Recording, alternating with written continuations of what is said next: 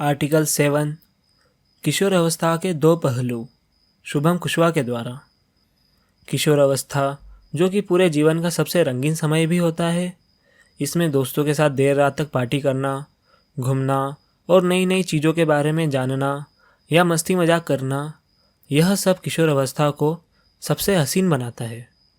लेकिन गौर करने वाली बात यह भी है कि सभी के साथ ऐसा हो यह ज़रूरी नहीं।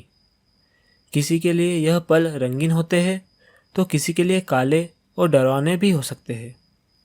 यह ऐसा समय होता है जिसमें इंसान को दुनिया जानने की ललक होती है, और दुनिया को जानना कोई बुरी बात नहीं, लेकिन कभी कभी इसी ललक के चलते बुरी आदतों से भी सामना हो जाता है, जिसमें आपको दुनिया की सारी चीज़ें करने का मन होता है, भले ही वह सही हो या गलत।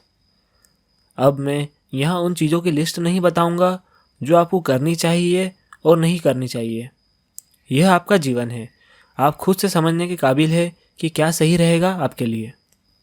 इस अवस्था में जितना मुख्य रोल बच्चे निभाते हैं, उतना ही उनके माता पिता भी शामिल होते हैं। अगर माता पिता बाहर जाने पर रोक लगाते हैं तो यह बात दोनों पक्षों को समझना ज़रूरी है कि वे सही कर रहे हैं या नहीं। बच्चों को यह समझने की ज़रूरत है कि आपके माता पिता आपका भला ही चाहेंगे, तभी किसी बात पर उन्होंने रोक लगाई है। और माता पिता को समझने की ज़रूरत है कि अगर आप अपने बच्चों पर हर छोटी छोटी बातों पर रोक लगाएंगे तो आपका बच्चा आपसे मन से दूर होता जाएगा। देखिए, अभी बच्चों की उम्र दुनिया को नए दृष्टिकोण से देखने की है, तो हर छोटी छोटी बातों पर रोक लगाना भी सही नहीं होगा।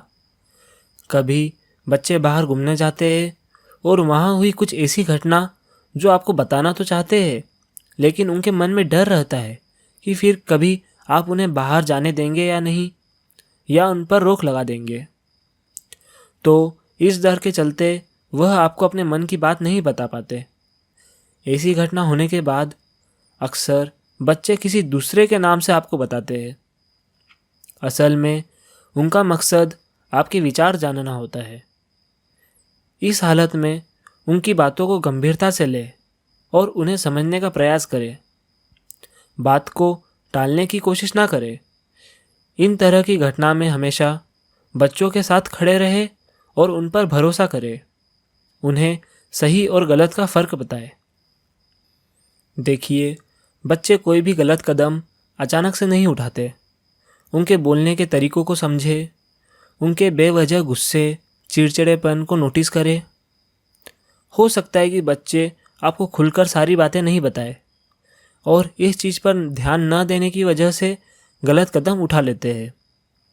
फिर आखिरी में यही बोलने को आता है कि हमें अपना नहीं माना, दोस्त नहीं माना, या हमसे बात कही होती।